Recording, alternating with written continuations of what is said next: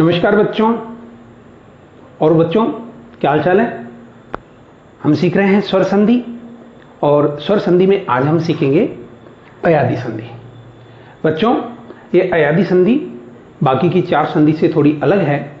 अलग क्यों है उसका कारण मैं बताता हूं। जो चार संधि है, दीर्घ संधि, वृद्धि संधि, गुण संधि, यण संधि, उन चार संधि में जो दो पद होते हैं वो दोनों के दोनों पदों का कोई ना कोई अर्थ निकलता है, परंतु इस अयादी संधि में जो संधि पद है केवल उसी का ही एक शाब्दिक अर्थ निकलता है। इस अयादी संधि में एक संयोग होता है और उस संयोग केवल वर्णों का संयोग है और उस वर्णों के संयोग से ही वह संधि बनती है। हम चलते हैं सीधा सीधा अयादी संधि की ओर और समझते हैं इसका नियम और जानते हैं इसका सरल तरीका और सबसे अच्छा तरीका क्या है। तो देखिए बच्चों, मैं अयादी संधि का नियम लिख रहा हूं, आप ध्यान से देखिएगा। अयादी संधि में यदि पहले पद में उसका जो अंतिम वर्ण है वह ए हो या आई हो या ओ हो या औ हो और उसके बाद में असमान स्वर हो, असमान स्वर हो,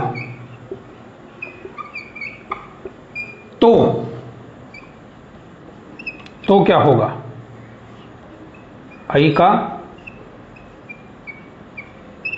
आई, आई का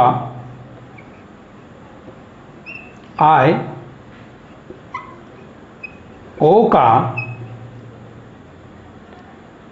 औ तथा औ का आव हो जाता है।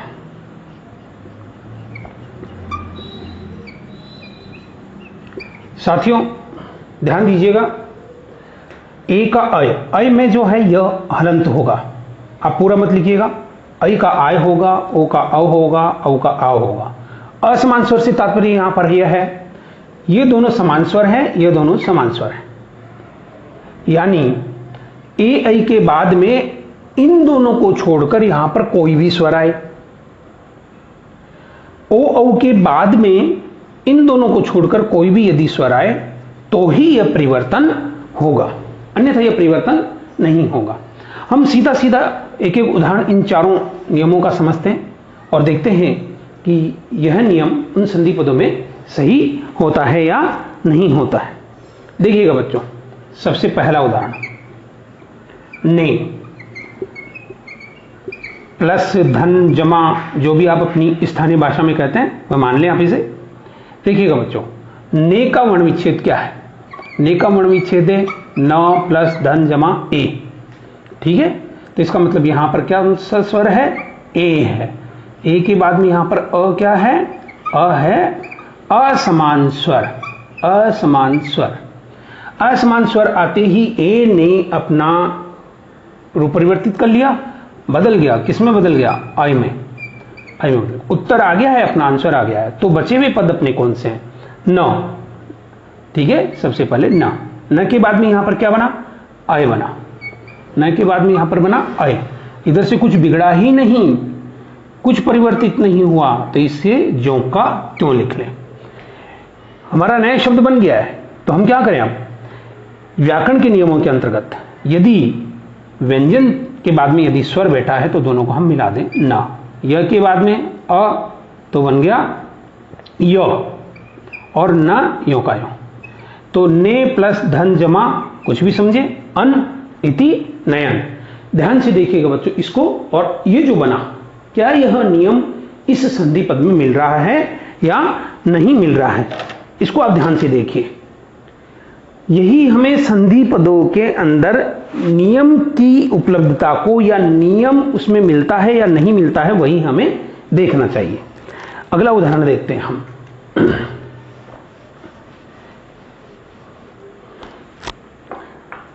देखिएगा बच्चों, गई प्लस धन जमा अक, ग का वर्ण विच्छेद क्या है? ग और आई, ठीक है, आई के बाद में क्या होना चाहिए? असमान स्वर। असमान स्वर है तो यहां पर लिया हमने आई के बाद यहां पर क्या है? यहां पे असमान स्वर। तो आई का क्या बना? आय। उत्तर आ गया हमारा। शब्द बनाते हम। यहां पर बचा ग बच गया हलंत, ठीक है। वहां पर अब क्या बचा? यहां पे आय। आय के बाद में इधर से क्या आया? अक आया, अक आया।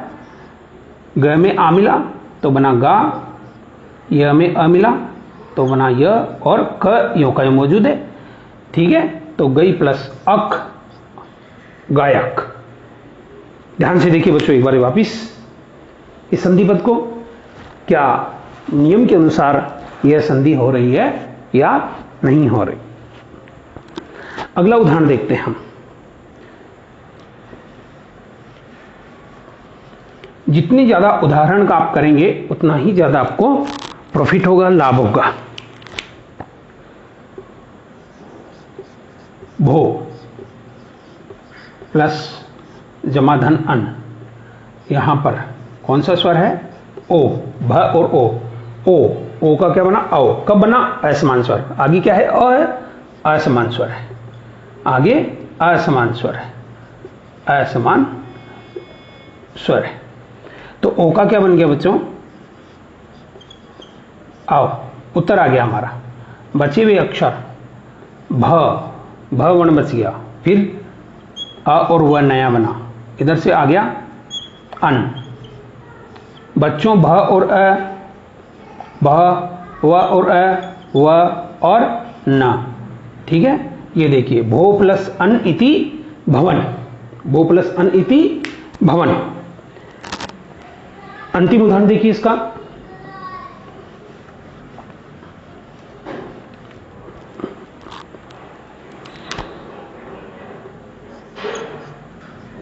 पौ प्लस धन जमा अन, ठीक है। यहां पर है प और औ स्वर है। औ के बाद में यहां पर क्या है? असमान स्वर अ है, असमान स्वर अ है। औ के बाद में असमान स्वर हो तो औ का आव हो जाता है। तो औ का क्या हो गया बच्चों? आव हो गया, आव, ठीक है। अब देखिएगा बचे हुए अक्षर प, फिर बाद में क्या आया? आव, फिर इधर से अन, इधर से आया अन। प और आ मिला तो बना आपका पा, व और अ मिला व, और न, व और अ है पावन। पौ प्लस अन इति पावन। ये चार जो वर्ण थे उनका जो परिवर्तित हुआ, चार उदाहरण हमने समझे, और चारों की चारों उदाहरण अयादि संधि के थे, और चारों के चारों उदाहरण नियम के अनुसार सही थे। इसी प्रकार बच्चों जैसे शयन है, नायक है, पवन है, भवन है, ये जो उदाहरण हैं वो भी इसी संधि के हैं। जैसे देखिएगा अब इस संधि की सबसे बड़ी खास विशेषता और बताता हूं मैं आपको। आपको क्या करना है? केवल कंफ्यूजन आपको कहां होता है?